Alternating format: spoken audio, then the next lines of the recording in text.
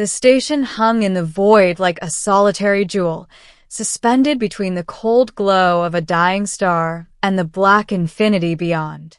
I had been assigned to the orbital refuge Gamma 7 as part of a humanitarian mission, a role that required negotiation, diplomacy, and occasionally the quiet act of saving lives that no one else could reach. Yet nothing in my training had prepared me for the moment I first heard her voice. It came faintly over the station's communication line, a child's sob. "Mother, I don't want to go," the voice whispered, breaking through static, trembling and small, yet filled with a desperation that struck me deeper than any battle I had fought. I had been expecting refugees, diplomats, even hostile factions seeking asylum. I had not been expecting this. A child, stranded, her life in peril, tethered to some orbiting wreck beyond the station's safe zones. "Where are you?" I asked gently, careful not to frighten her further. I'm on the Ardent Hope," she said, voice quivering. "The ship, it's damaged. My mother says I must leave, but I don't want to go." The Ardent Hope had been a transport vessel evacuating settlers from a mining colony near Kepler 452. Reports had indicated that it had suffered catastrophic engine failure after colliding with a rogue asteroid field. Rescue efforts had been ongoing, but the odds were grim. Yet in her voice, I sensed a quiet willpower, a determination far beyond her years. "Listen," I said, my voice steady grounding. "I'm coming for you. You're not alone." She hesitated, then nodded, though I could not see her. "Okay, please hurry." The journey to the derelict ship was perilous. My shuttle skirted the edge of the asteroid belt, every maneuver precise to avoid being shredded by rock or gravitational turbulence. The Ardent Hope drifted like a wounded animal, its hull scorched, lights flickering. I docked and moved in, my EVA suit humming, magnetic boots gripping the hull as I navigated the wreckage. Inside, the corridors were dark, twisted by impact. Emergency lighting flickered along the walls, casting long, ghostly shadows. And then I found her.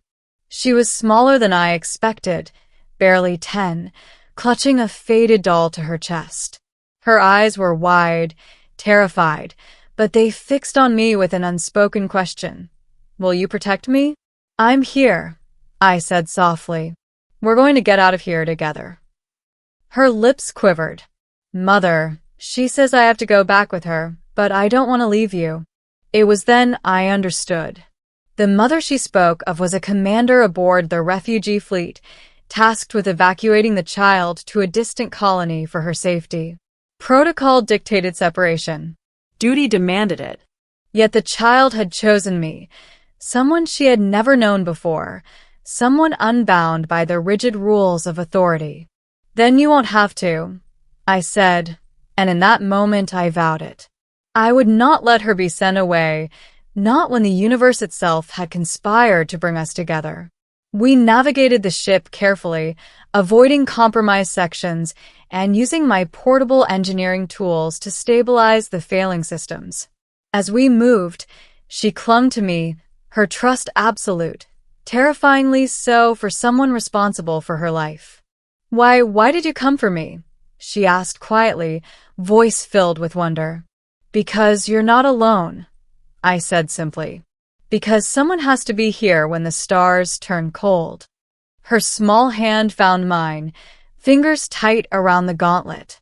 I realized then that this bond, born of desperation and fear, was forming faster than any training, faster than any protocol could dictate.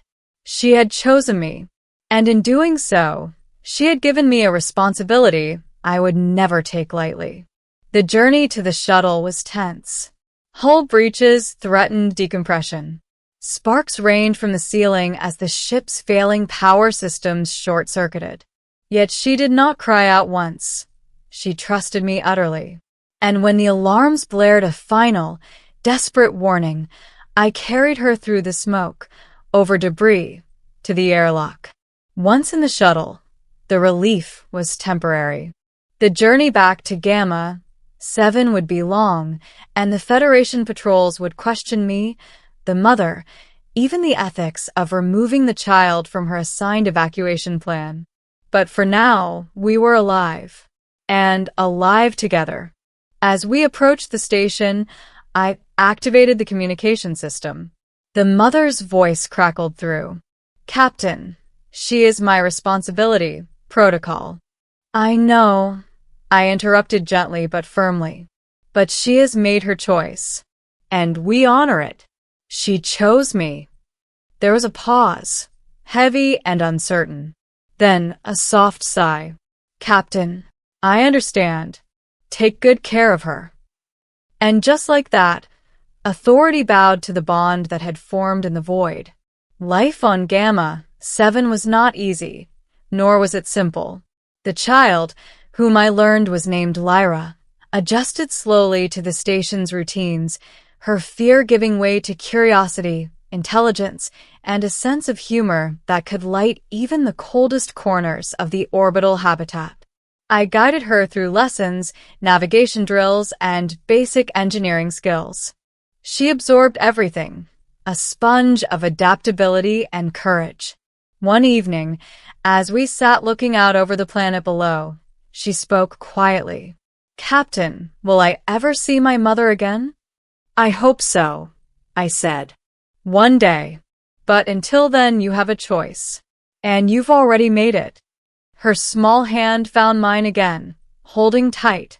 "I chose you," she whispered. I swallowed, feeling the weight of her words. In her choice, there was trust, faith, and a quiet strength that amazed me. And in that moment, I understood that the universe had a strange way of testing us, not with battles or disasters, but with the choices we make and the bonds we forge in the crucible of uncertainty. Months passed. Lyra thrived under my guidance, but the station was not free from danger. Rogue pirates and corporate raiders threatened the orbital colony, testing the limits of our defenses. And yet, each challenge strengthened the bond between us, the unspoken understanding that whatever threats arose, we faced them together. During one raid, when the station's perimeter shields faltered, Lyra acted without hesitation, assisting in system reroutes and emergency protocols. Her courage, born of trust and necessity, was astonishing. And as we watched the intruders retreat, I realized that she had become more than just a child under my care. She had become a partner, a navigator, and perhaps, one day, a leader. The mother never returned in person, but messages came through occasionally, updates on her assignments and the colonies she oversaw. She never demanded Lyra's return, understanding that the child's choice had shifted the course of both their lives. And though there was a distance between them, a connection remained, one tempered by respect and understanding. The defining moment came when a distress call reached Gamma 7, a derelict vessel, hundreds of settlers aboard, trapped in a decaying orbit, systems failing. Lyra turned to me, eyes shining with determination. "We can save them," she said. "We can help them.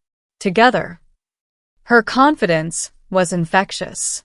I nodded, a silent acknowledgement that our journey, forged in the void, had come full circle.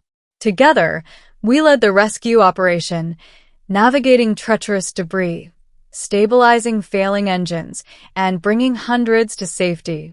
Lyra's quick thinking and unwavering bravery saved lives that day, and in doing so, she became more than a survivor.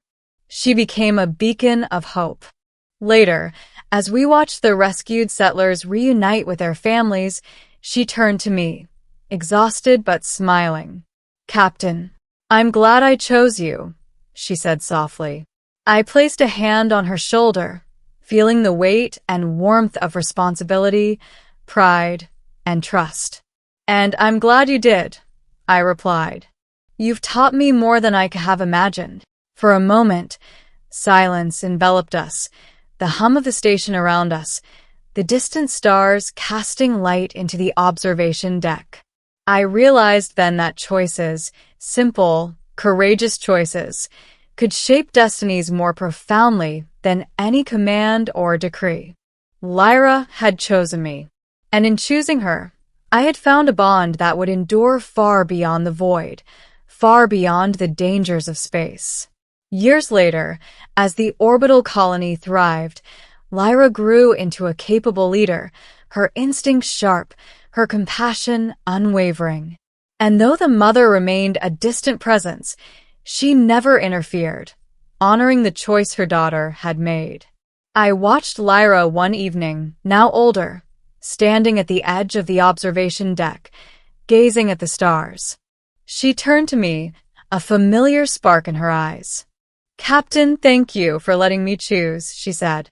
I smiled, feeling the culmination of every peril, every rescue, every quiet moment in the void.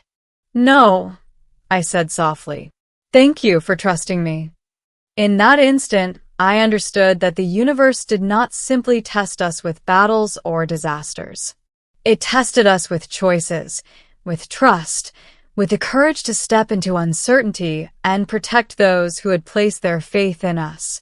And as Lyra looked out at the stars, I knew that the daughter had chosen well, and that in choosing her, I had been given a second chance at something extraordinary, the bond of love, trust, and shared destiny forged in the endless black of space. And in that endless black, we found each other, and we were home.